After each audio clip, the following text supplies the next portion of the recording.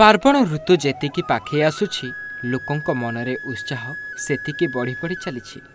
आकर्षणीय मेढ़ सांगकु आधुनिक मूर्ति को नहीं भक्तों मनरे उत्कंठा देखा मिलूछि। विभिन्न पूजा कमिटी गुड़िकर घोषणा एही उत्कंठा को आग्रह परिणत करुछि। अग्रय पूज्य गजानन को नियारा और नूतन शैली रे अवतरण करने को प्रतियोगिता आरंभ हो जाइथिबा प्रतीयमान हेउछि। आउ मात्र दिन कईटा परे गणेश पूजा। एथिपाई गाँठू सहर सबुठी चली प्रस्तुति।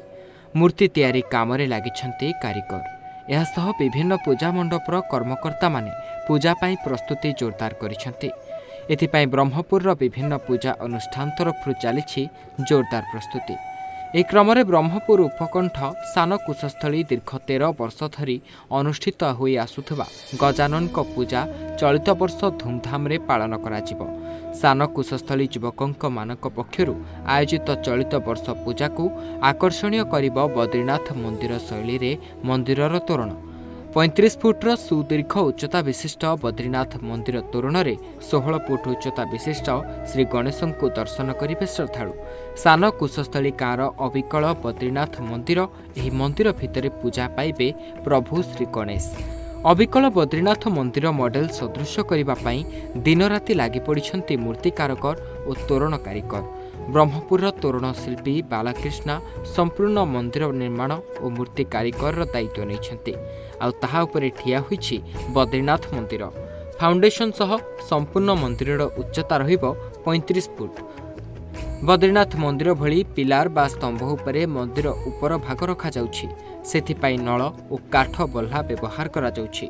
स्तंभ पाई ताहाकु थर्मोकोल द्वारा विभिन्न डिजाइन द्वारा कभर करा जिवो। बद्रीनाथ मंदिर उपरटी तैयारी करबाकू बड़ कष्ट करबाकू पड़िछि।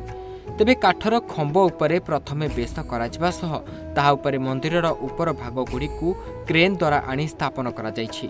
वर्तमान सुधा प्राय 1 मास हेलाणी काम चलुथुबा बेले शेष पर्यायर काम पहुंचीथिबा कहिसंती मुख्य शिल्पी बालाकृष्णा।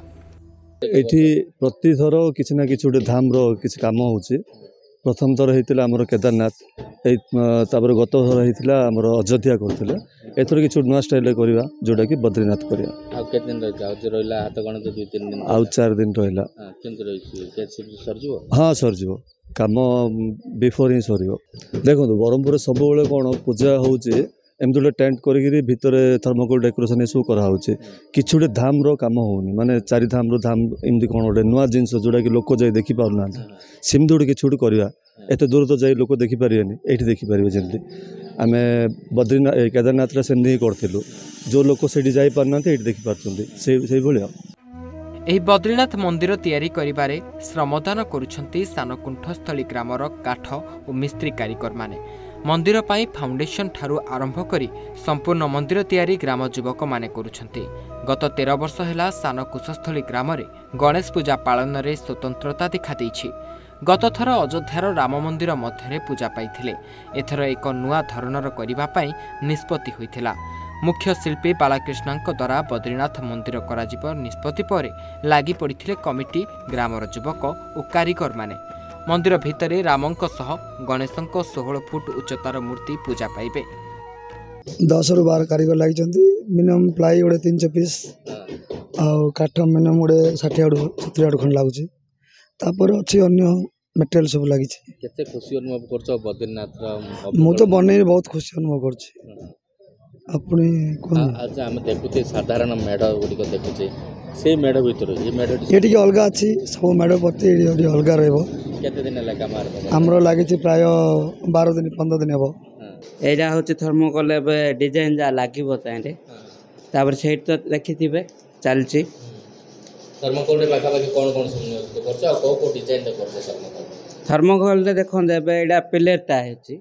थर्मोकोल एजा होछि हमर डाली डिजाइन जा आ तो चलछि इंडिया और अन्य डिजाइन जा अछि। केते जन आमे एबे अछो 6-7 पाखा पाखी अछि। केते दिन लगा मार हमरो काम आरंभ हलान मासे हलान काम आरंभ होइछि। ए जा एबे 10-15 दिन हला चलछि एडी। तेबे दिन केइटा परे गजानन को पूजा पाई पूरा सहर चलचंचल थिबा बेले एही पूजा एथर लोकंक मन किनि नेउछि। गंजामरु किरण को रिपोर्ट, ओडिशा भास्कर।